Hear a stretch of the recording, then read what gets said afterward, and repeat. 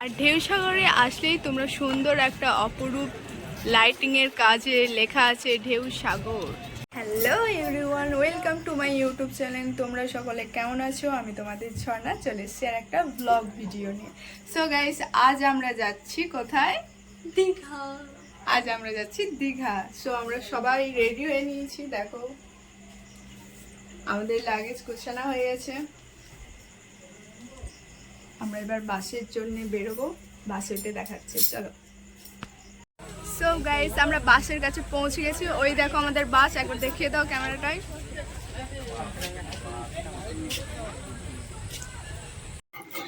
মালতী travels luxury tourist bus. এই বাসটা বাইরে থেকে তো অপরূপ সুন্দর ছিল, কিন্তু ভেতর থেকে আরও বেশি সুন্দর। প্রত্যেক সিটগুলি আরামদায়ক ও লাইট, সাউন্ড, মিউজিক, টিভি সব কিছুই বেস্ট কোয়ালিটির ছিল। গাইস, আমরা বাসের মধ্যে উঠে পড়েছি।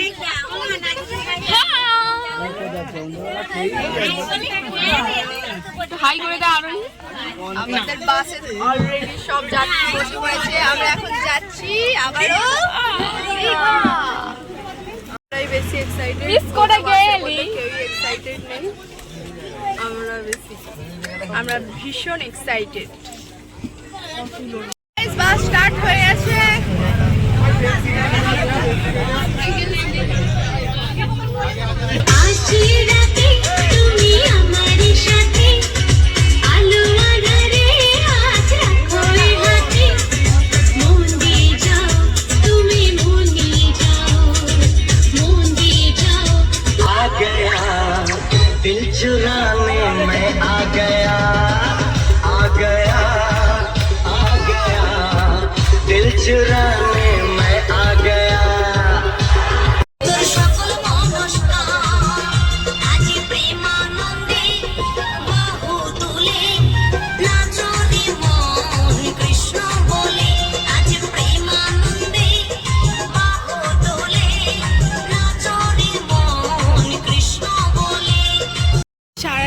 বাসে ট্রাভেলিং করে আমরা অলরেডি দীঘার কাছ বরাবর চলে এসেছি। এখন আছি ফতেপুরে।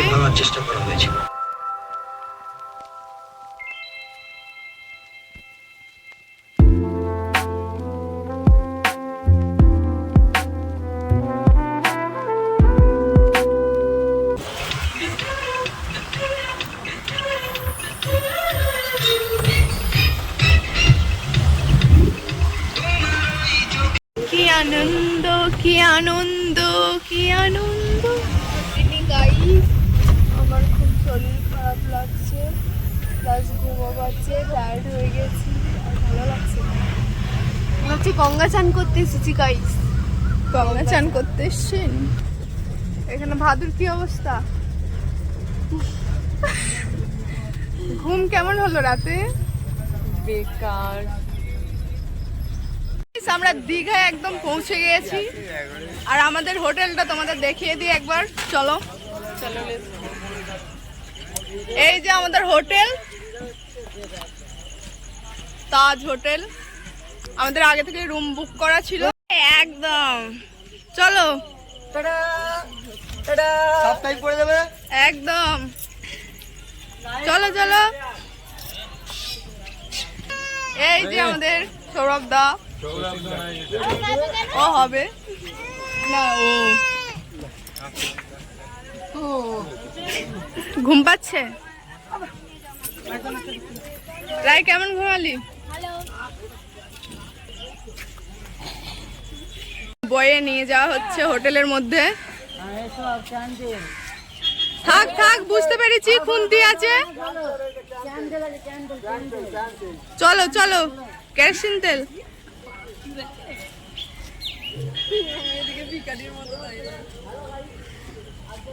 আর এইদিকে একজন দাঁড়িয়ে আছে, ওয়েট করছি কখন রুমে গিয়ে একটু রেস্ট নেবে। সো গাইস, সারা রাত বাসের মধ্যে জার্নিং করে অনেক ক্লান্ত লাগছে। এবার হোটেলের মধ্যে যাব, রুমে গিয়ে একটু রেস্ট নিয়ে ফ্রেশ হয়ে আমরা আবার ঘুরতে বেরোবো।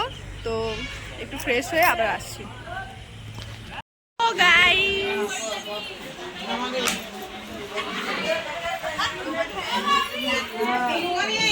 সবাই এখন যে যার রেস্ট নিচ্ছে।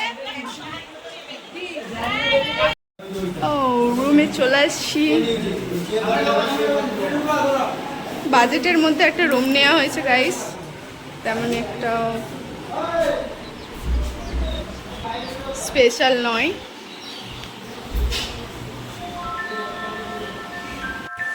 যা যা যা।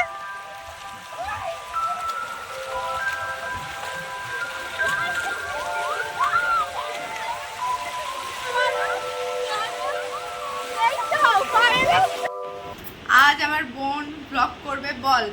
সো হে গাইস, আমরা তখন এসেছিলাম, ফ্রেশ হয়ে স্নান করতে চলে গেছিলাম। স্নান করে এখন এসেছি, বসে আছি হোটেলেতে। এখন আমরা একটু বেড়াতে যাব, তো তোমরা আমার সাথে সাথে থাকো। বন্ধুরা, ঘুরতে যাওয়ার আগে ভীষণ খিদে পেয়েছে। আগে আমরা লাঞ্চটা করব, তারপরে ঘুরতে যাব। আর ফ্রেন্ডস, আমাকে কেমন লাগছে কমেন্টে জানিও। আর অ্যান্ড আমার হাজব্যান্ডকে দেখো, আমরা দুজন ম্যাচিং ম্যাচিং করেছি, কি তাই তো? আমাদের কাপেল লাগছে তো না, কারণ পাপড় হিসাবে এরা পরোটা রুমাল দেয়।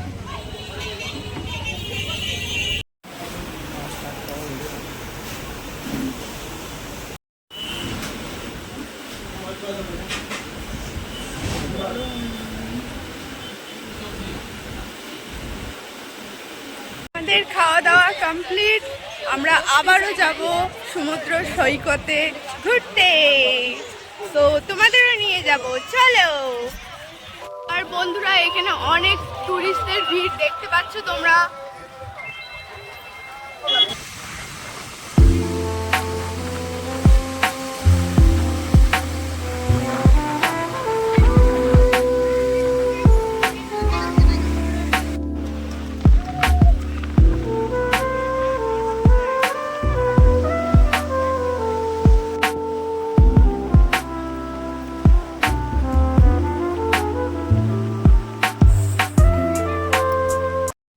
এখানে তোমার দাদা ভাই আমাদের দুজনের নাম লিখছি, সো রোমান্টিক। আর এখানে সুপর্ণা কি করছে? কি করছে সুপর্ণা? ও ওয়াও। তারপর আমরা দীঘা বিচের সামনে কিছু সুন্দর সুন্দর পিকচার্স ক্লিক করে নিই।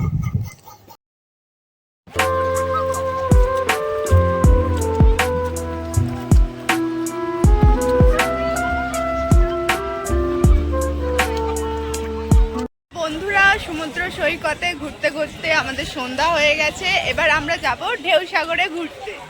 তাই সাইকেলটা আমি ভাড়াই নিয়েছি। এই কার সাইকেল ভাড়া নিয়েছি।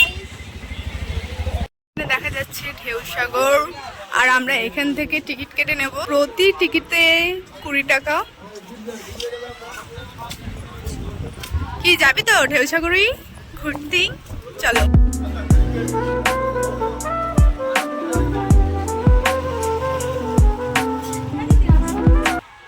সাগরে ঢুকলে বন্ধুরা, তোমরা প্রথমেই দেখতে পাবে একটা সুন্দর জাহাজ।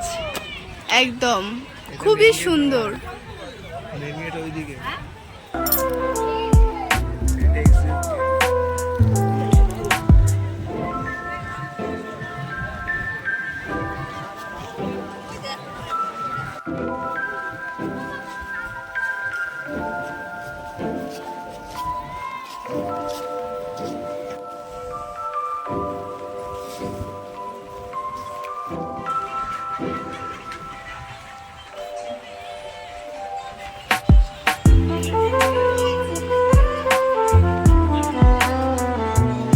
ঢেউ সাগরে আসলেই তোমরা সুন্দর একটা অপরূপ লাইটিংয়ের কাজে লেখা আছে ঢেউ সাগর। কত সুন্দর লাগছে না ফ্রেন্ডস? পার্কের ভেতরে ছোট্ট ছোট্ট ট্রেন রয়েছে, যে ট্রেনগুলি পুরো পার্কটা ঘুরে দেখাবে। পার্কে ঘুরতে ঘুরতে খুব হাঁপিয়ে গিয়েছি, তাই আমরা অর্ডার দিয়ে দিয়েছি 3টা লস্যি। তোর কি লস্যি আছে? সেই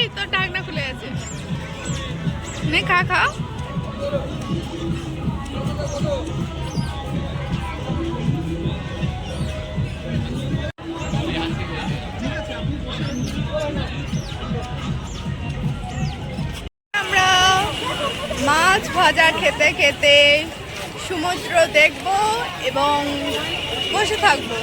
চলো মাছ ভাজা কিনবো। মাছ ভাজার কি কি স্পেশাল আইটেম আছে দেখবো সব। চলো। এখানে রয়েছে চিংড়ি ফ্রাই অ্যান্ড চিংড়ি পকোড়া, কমপ্লিট ফ্রাই, কাঁকড়া, অক্টোপাস, ভোলা আরও অন্যান্য মাছের নানা রকম টেস্টি খাবার। সমুদ্রের ধারে হাওয়া খেতে খেতে তার সাথে এই রকম মাছ ভাজা, সেই ফিলিংস, তাই না হাজবেন্ড? আর গল্প। সো গাইস, সারাদিন ঘুরে ফিরে অনেক ক্লান্ত লাগছে, এবার একটু রেস্ট নিতে হবে। আর এই ব্লগটা আমি এখানেই শেষ করছি। তো দেখা হবে পরের ব্লগে। এখন জন্য টাটা।